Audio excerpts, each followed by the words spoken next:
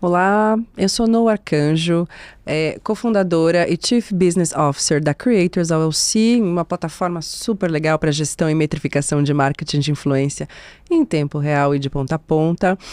E vocês não sabem, eu estou aqui com Daniel Milagres. Olha só que honra que vai ser esse papo hoje, hein, pessoal? Bom, o Daniel, ele é diretor de marca e Consumer Insights do Carrefour, aqui no Brasil, mas ele tem mais de 20 anos, né, de carreira, passou por segmentos como varejo, turismo e bens de consumo, em empresas como o Grupo Carrefour, Pão de Açúcar, Dots, Loyalty One, Latam Airlines Brasil e Chile e BRF. Olha só a minha responsabilidade de entrevistar o Daniel, hein? Um prazer ter você aqui, Daniel. Prazer, Noa. Muito obrigado pelo convite. A responsabilidade é toda minha. Ai, vai ser uma delícia. A gente vai falar tanta coisa legal. E a gente tem uma missão aqui hoje, hein? A gente vai falar sobre diferenças regionais do Brasil e a necessidade de entender o consumidor. Esse assunto vai dar pano para manga, hein, Daniel? Vai dar um Brasil de assunto. É verdade. Bom, a gente, né, já sabe que o Brasil é gigantesco e ele tem dimensões, né, como é que a gente fala? Dimensões continentais, né, de tão grande que ele é. E a gente precisa entender que ele abriga 5 regiões com características únicas entre uma e outra, né? E trazendo um exemplo interessante aqui que eu li, é que, por exemplo, tem biscoito de maisena aqui no Nordeste, está em 80% dos lares, enquanto que no Sudeste apenas em 23%. Olha a diferença toda, né? E você tem a missão, né, Dani, de coordenar cerca de 500 lojas Brasil afora, né, e que entendendo cada região por si só. E aí eu queria saber, né, como é que vocês olham dentro do Carrefour, regionalmente, né, a característica dos consumidores na geolocalização, e como é que vocês interferem a influência da estratégia de marketing olhando para esse viés regional.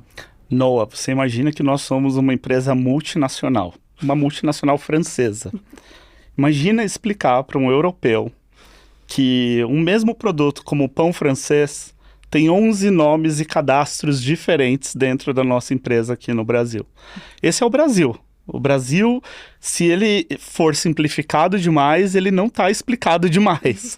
Então, o que a gente vê na prática é que a empresa ela tem uma ramificação e uma atuação regional muito grande, porque é a única forma de atuar no Brasil. Brasil, nós temos mais de 1.000 redes de supermercado cadastradas oficialmente na Associação de Supermercados. 1.000. 1.000 redes, né? 1.000 redes, não são 1.000 lojas, 1.000 redes. Então, a gente lida com uma complexidade que poucos países, eu diria que nenhum outro país do mundo, talvez os Estados Unidos tenham uma complexidade parecida, a China, mas nenhum outro país médio do mundo tem essa complexidade. Para atuar de uma maneira muito próxima do consumidor, o que a gente faz, além das ferramentas tradicionais de CRM, de conhecimento do consumidor, nós também temos bandeiras próprias para as regiões. Então, vou te dar um exemplo. Nossos supermercados no Nordeste são um Bom Preço, que é uma marca muito tradicional. Eu não sei se você já ouviu falar, mas em Recife, por exemplo, é sinônimo de categoria. As pessoas falam, vou fazer bom preço. E eu acho tão interessante você falar sobre isso, Dani, porque é importante, mesmo sendo uma multinacional francesa, respeitar os signos regionais, né? Porque eles são muito fortes e eles podem, inclusive, ser a diferença entre crescer ou falir uma marca, né? Se a gente não abraça os signos regionais. Certissimamente, assim, desculpa até o exagero, mas é porque a gente já viu isso no varejo nacional. Nós já vivenciamos marcas estrangeiras que chegaram aqui com um aporte financeiro muito grande, um conhecimento de varejo muito grande, e por não entender essas nuances regionais, elas acabaram saindo do mercado.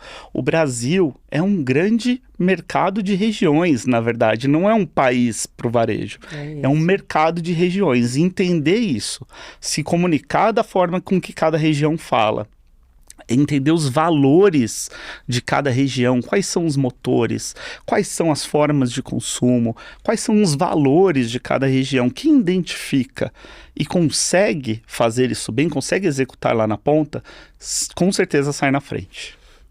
Eu achei super interessante você falar sobre a gente olhar, né, os estrangeiros tentando dominar regionalmente sem entender os códigos, né? Eu brinco que, como a gente trabalha com marketing de influência, mas eu acho que eu consigo expandir um pouquinho esse pensamento, é preciso entender a piada interna, né?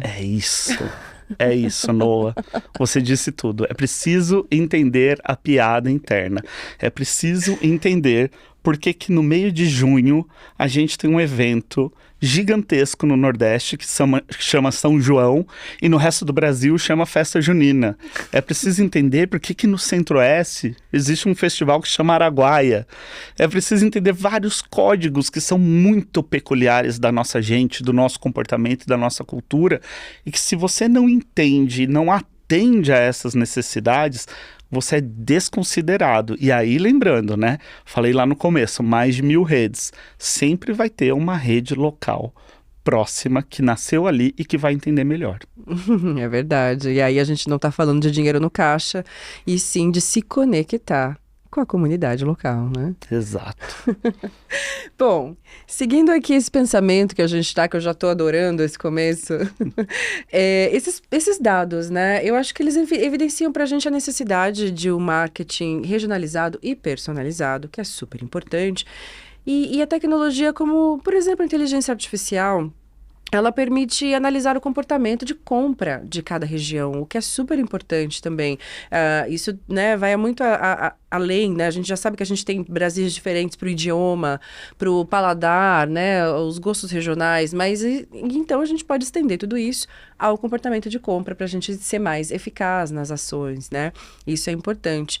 E o marketing de influência, né? É a parte que me toca bastante. Eu acho que ele ganha força, né? Quando a gente fala regionalmente e conecta influenciadores regionais para falar sobre os códigos locais, né? Com as suas comunidades e tudo mais. E entender essas culturas aí. E diante desses cenários tão diferentes desse país enorme que a gente está, eu queria te perguntar quais são os principais obstáculos, né, para você mensurar os impactos das campanhas regionais, né? Como é que tira o ROI regional para você saber se uma ação foi eficaz ou não? É uma pergunta quase que é a pergunta de milhão, né, Noah? Assim. Quem descobrir? Mas a verdade é que a gente precisa parar de pensar com a cabeça do Sudeste. Começa por aí, né? Se a gente espera em diferentes regiões respostas iguais às que a gente tem num grande centro como São Paulo ou Rio de Janeiro, muito provavelmente a gente pode ou se frustrar ou se surpreender. Então, eu acredito que a primeira coisa a ser feita, e a gente tem exercitado isso muito lá no Carrefour, é entender quais são os drivers, quais são os motores de cada região, né? E entender, por exemplo, que os estágios de consumo muitas vezes são diferentes. E talvez o que em uma região seja uma conversão direta, para outra você vai fazer uma consideração primeiro. Você vai gerar awareness primeiro, para depois passar para uma conversão. Então não dá para tratar o Brasil de uma maneira horizontal e única do ponto de vista de medição. E aí, sendo bem direto na sua pergunta, o que a gente tem percebido é as métricas de sucesso de campanha, embora elas sejam bastante gerais no marketing, ela vai encontrar, o que eu disse anteriormente, etapas de desenvolvimento diferente entre as regiões. Olha. Se você identifica em que etapa cada região está em relação à sua marca, em relação ao seu produto, você vai setar expectativas. Você vai ter uma medição e uma análise de resultados que é muito mais próxima da realidade daquela região do que a grande nuvem da marca. Então essa talvez tenha sido o principal aprendizado que a gente tirou lá no Carrefour ao olhar as métricas regionais, assim, é entender o estágio de cada região mais do que o resultado final. Nossa, eu achei, bom, uma aula para mim ouvir isso.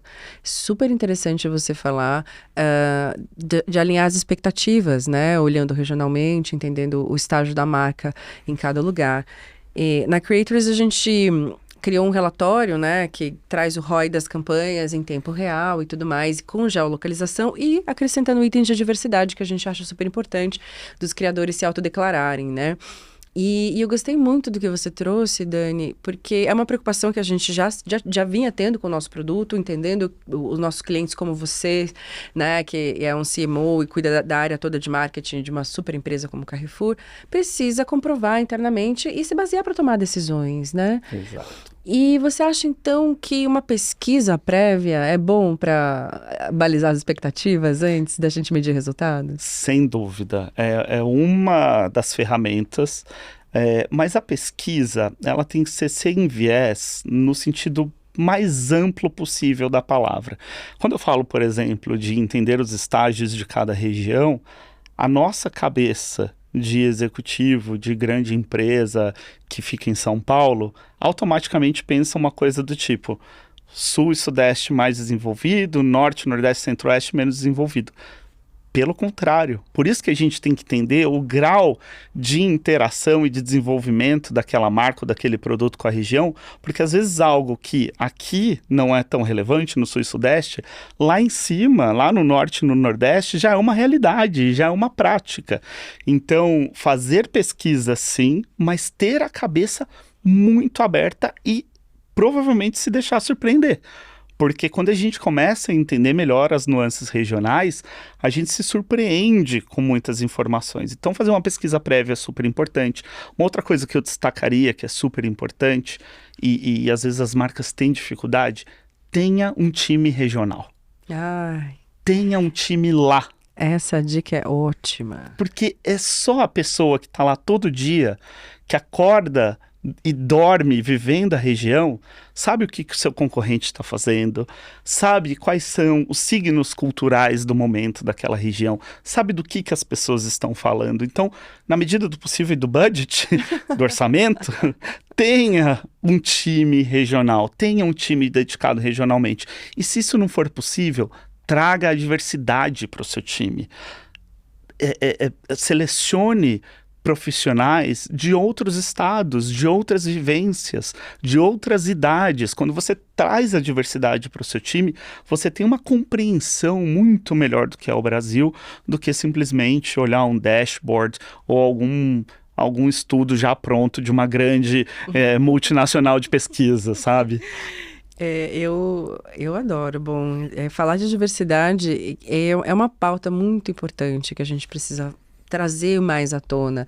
E é muito interessante você falar sobre isso, porque eu já fiz aqui um paralelo na minha cabeça bem rápido. Você falar de ter times com diversidade regional, pensando em algumas campanhas que foram pro ar e precisou da audiência questionar. Mas ninguém viu.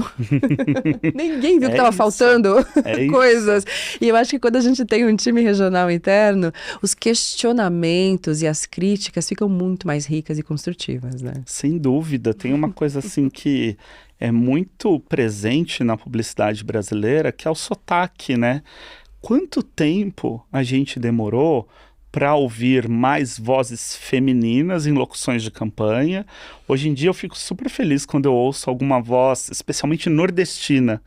E a gente tem visto cada vez mais. Eu acabei de aprovar um filme com uma voz nordestina, por isso isso está na minha cabeça. E é importante que nós, como profissionais de marketing, também empurremos esse tipo de movimento, né? A gente não pode normalizar um sotaque único padrão brasileiro. A gente vive num país que a beleza vem do plural. Então, como que a gente promove esse plural no dia a dia das marcas, né? Isso que é o bonito da gente. Eu concordo, né? Inclusive, trouxe aqui um estudo recente da Nielsen, super legal, que mostra que 92% dos consumidores confiam mais em recomendações de pessoas que elas conhecem, né? Então, falando mais de pessoas regionais, de ter time na praça, né? Essa proximidade ajuda bastante. E além disso, né, a gente também viu uma pesquisa do Google que revela que 70% dos adolescentes, eles se identificam mais como influenciadores digitais do que com celebridades tradicionais. Ó, a comunicação já mudando nessa regrinha que a gente tem visto acontecer. E esses números evidenciam um poder grande, né, quando a gente fala de influência, especificamente para as novas gerações. Mas agora eu vou fazer uma pergunta polêmica, hein? Oh. Eu quero perguntar se você acha que o social e o marketing de influência é legal para comunicar uma marca, uma marca centenária, uma marca mais tradicional, com a geração jovem, ou é possível usar esses mesmos canais e redes para se conectar com todo tipo de público? Olha, mais uma pergunta do milhão, né? Já somamos 2 milhões aqui hoje. Eba! Mas o que a gente tem observado é que, de fato, né, esses novos canais e plataformas, eles se comunicam de uma maneira um pouco mais natural com as novas gerações, porque é o ambiente que essas novas gerações já nasceram, já trafegam. O que não quer dizer que eles não tenham espaço e penetração nas demais gerações. O que é importante para as marcas é calibrar quem você escolhe para ser esse porta-voz, muito mais do que o canal, né? Porque o canal, Adorei. ele obviamente é importante, mas se você não tem do outro lado um influenciador, uma pessoa que se conecta verdadeiramente com a sua audiência, que fala a língua da audiência, seja ela de qual idade for, isso não vai para frente. Então, E a gente tem umas experiências muito interessantes com o TikTok, por exemplo, né? Que é uma rede, assim, dita de jovens e de gente muito jovem. A gente tem experiências interessantes quando a gente começa a colocar desenvolvimento de categorias, né? Açougue, por exemplo, em algumas pautas do TikTok. E a gente vê um público de uma idade um pouco maior reagindo e nos buscando por meio daquele conteúdo. Então, muito mais do que a plataforma, é o como você coloca ali, né?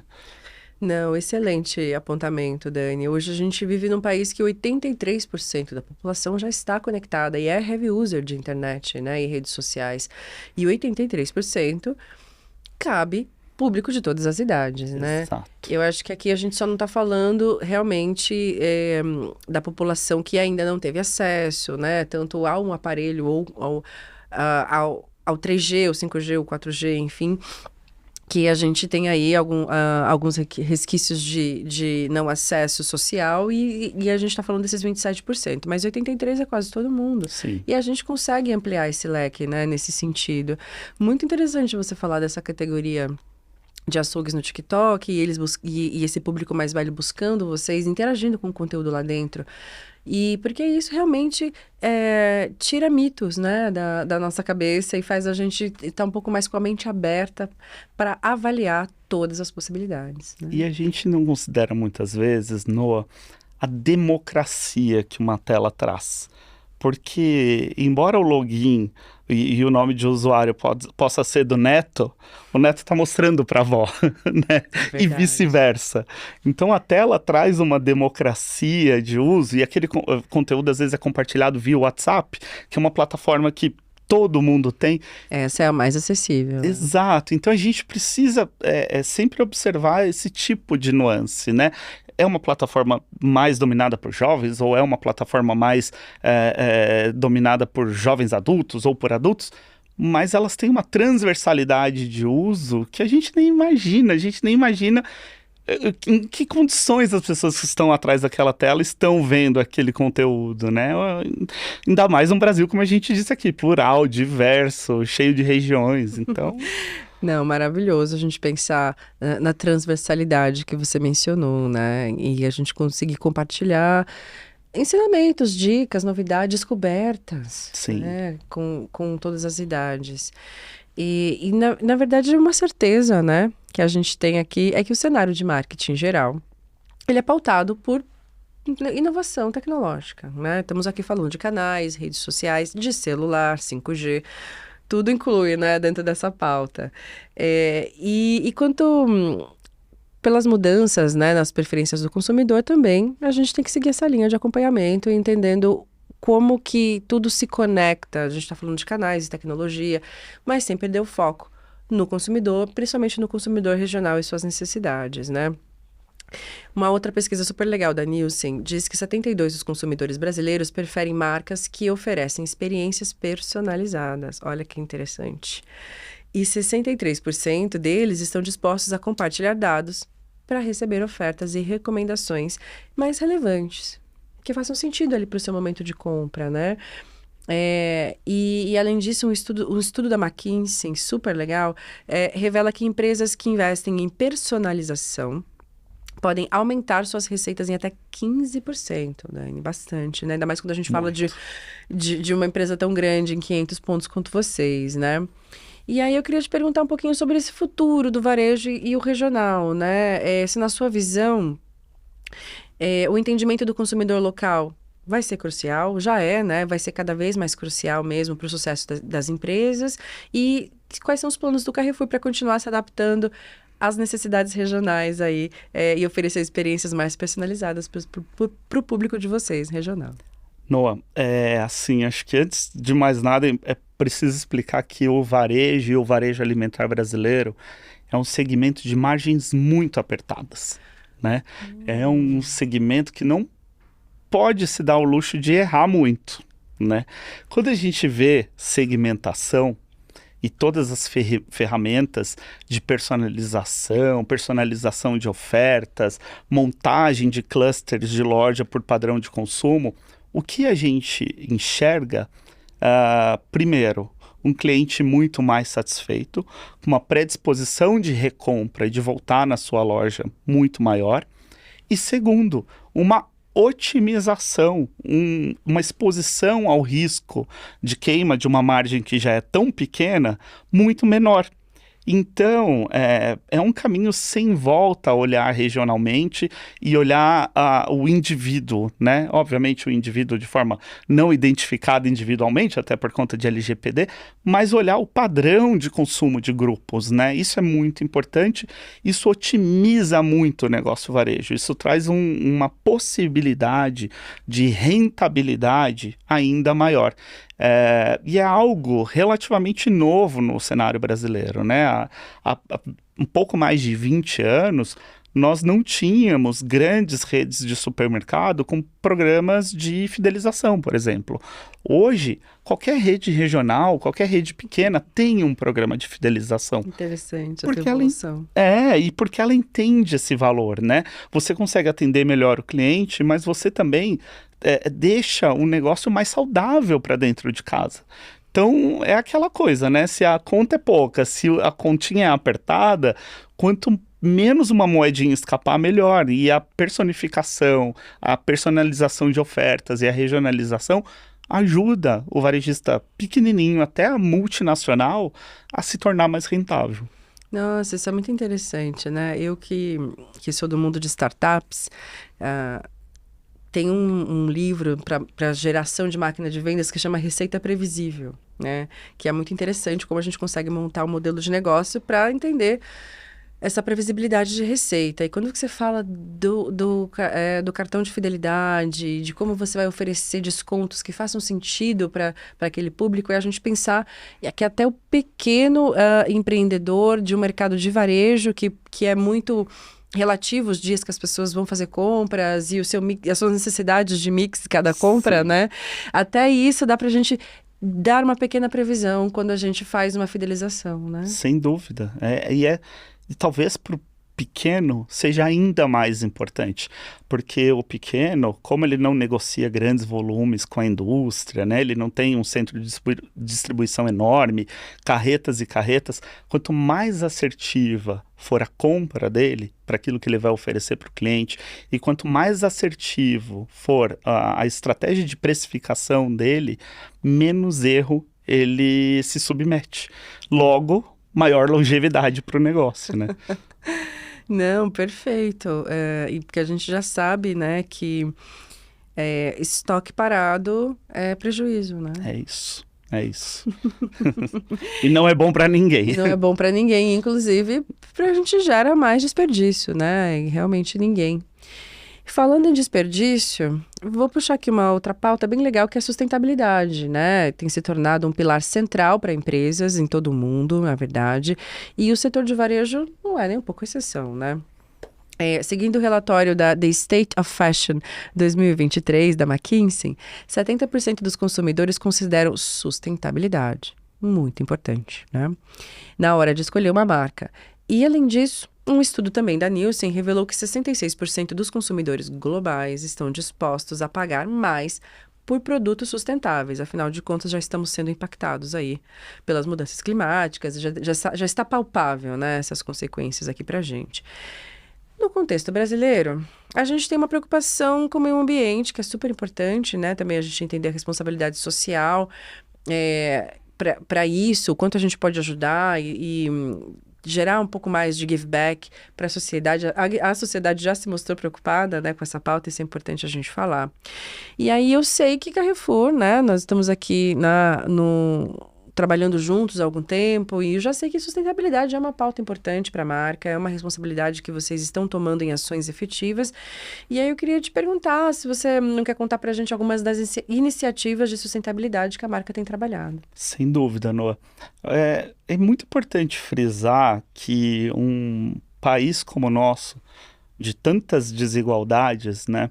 As marcas têm um papel de liderar e de trazer pautas relevantes para a sociedade, no sentido educativo muito maior. Então, o que a gente costuma dizer lá dentro de casa, nós temos um posicionamento global que é o Act for Food, que nada mais é do que levar alimentos cada vez mais saudáveis de uma maneira mais democrática e econômica para as pessoas.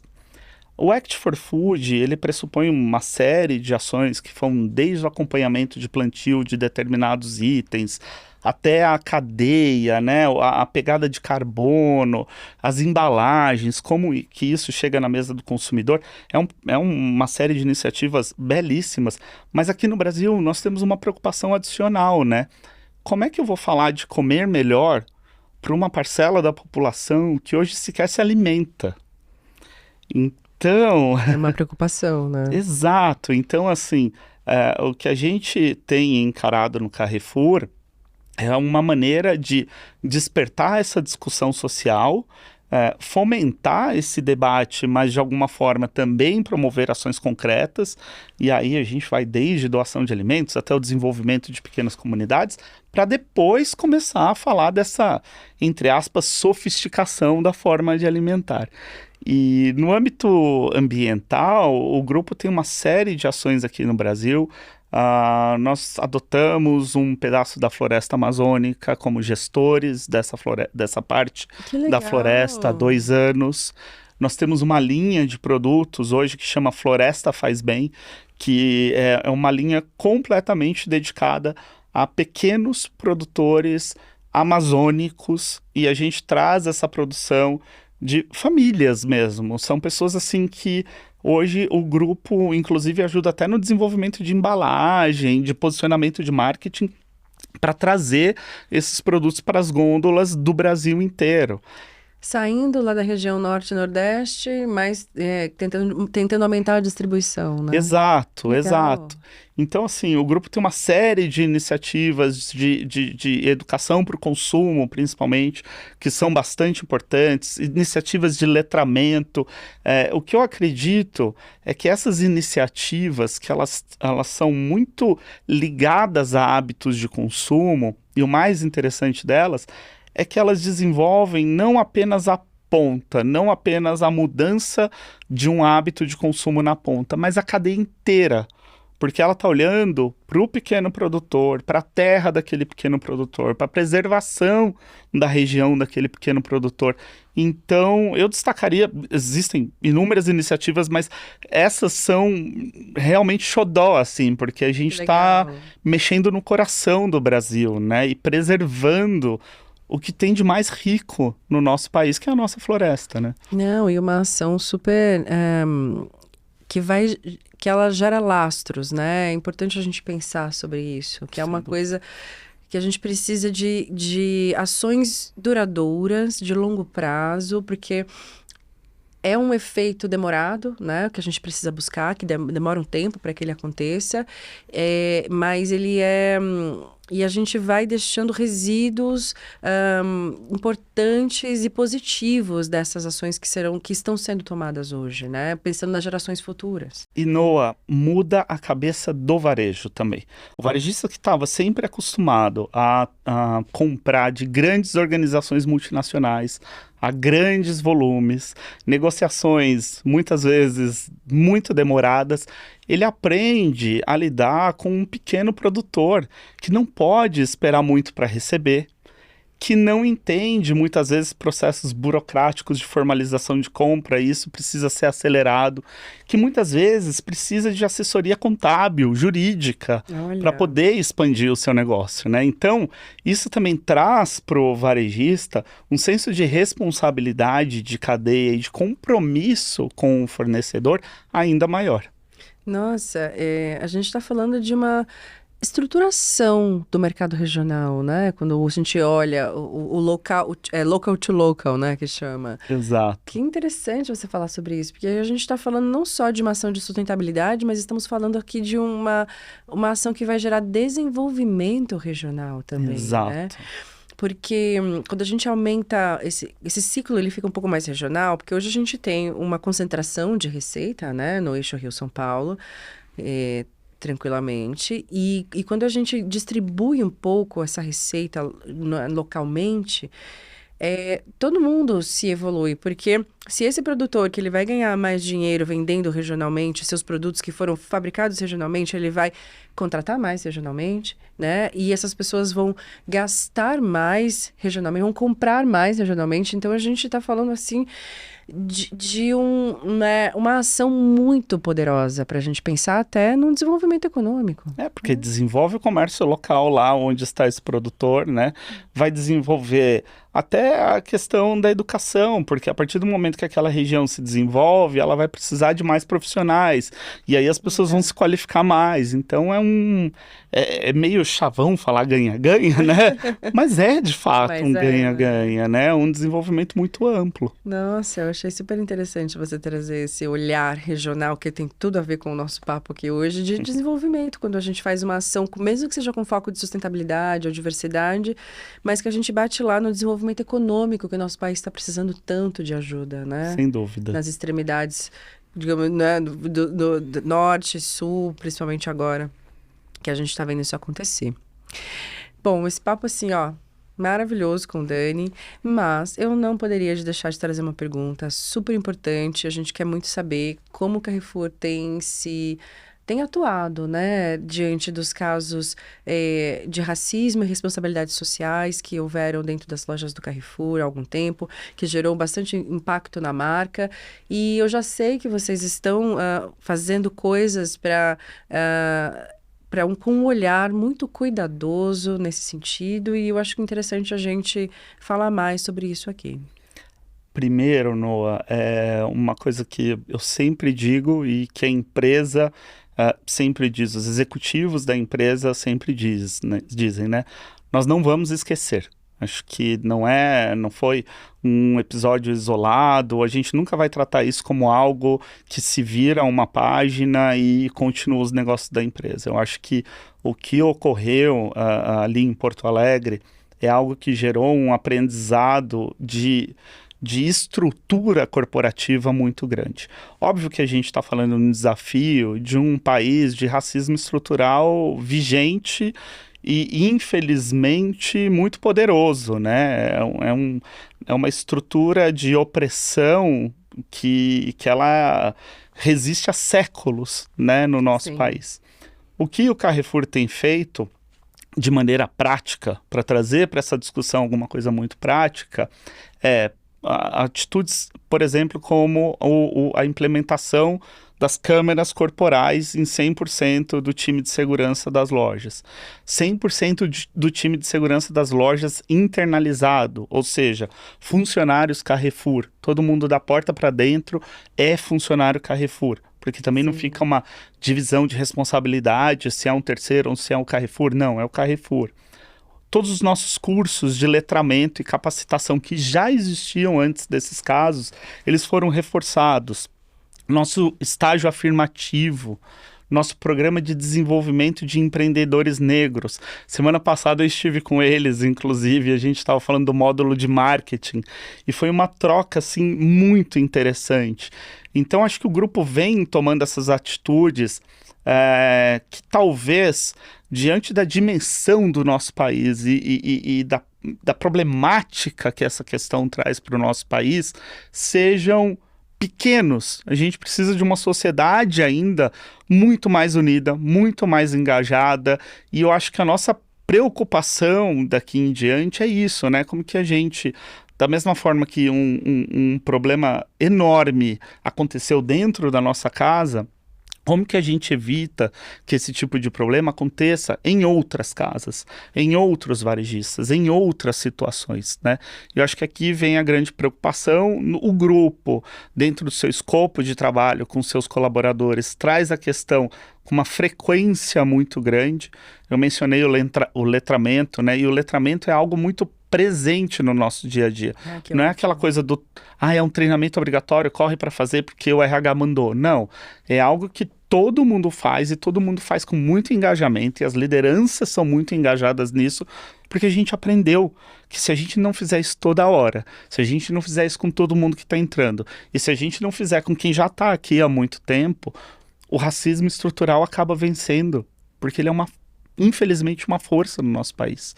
Então é uma luta diária. É uma força. Que bom saber que vocês têm essa consciência, né, Dani, que realmente é contínuo, né? Exato. É um letramento contínuo. Eu até brinco, né, que eu acho que a internet ajudou esse ensinamento, né? Eu mesma sendo uma mulher preta, hoje estou num lugar super privilegiado de ter uma empresa de tecnologia, já sou exceções em 99% dos ambientes em que eu estou, né? Mas eu não vim de uma família que falava sobre racismo, né? Em casa. E comecei a me letrar no social, depois que a gente, né, viu aí vários perfis muito bem informados, né, em todos os temas, né, praticamente a gente tem algum perfil de profissional, né, na internet que a gente pode acessar gratuitamente. Então, eu acho super interessante você falar do letramento, porque, na verdade, é a chave, né? E o letramento, ele tira um pouco essa desculpa do não sabia, né? Acho que não cabe mais, em pleno século XXI, com a vasta disponibilidade de informações que a gente tem, o não sabia. O não sabia hoje, ele é muito difícil. Obviamente, você pode não saber 100%, você pode não saber a fundo, mas você tem que saber alguma coisa. Você tem que correr atrás de alguma coisa, né? E eu digo que boa parte da sociedade ainda tem um papel de... me ensina. Não é me ensina. Corre atrás. Tá lá, né? A gente vive num mundo hiperconectado. Não tem nem como dizer que você nunca foi impactado por um tipo de mensagem nesse sentido, né? Exato.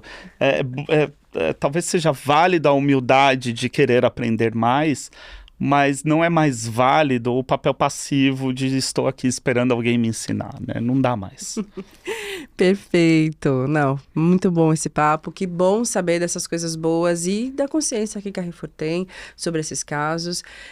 Eu acho que o sucesso no mercado brasileiro, ele exige sim o que vocês estão fazendo, que é campanhas olhando mais essa necessidade do consumidor regional, essas ações mais pontuais e personalizadas dentro desse país continental e com um monte de mini países que a gente tem aqui divididos por regiões e sotaques e paladares e tudo mais, né? E a gente entender essas nuances, acho que é o segredo. Eu amei o convite, esse espaço que o MMA nos ofereceu, e você ter aceito também estar aqui comigo para bater esse papo, Dani. Muitíssimo obrigada. Eu que amei, eu que agradeço. Papo gostoso, fluido, e amei estar com você e com a sua energia toda aqui. Bom, foi um prazer. Obrigada, pessoal.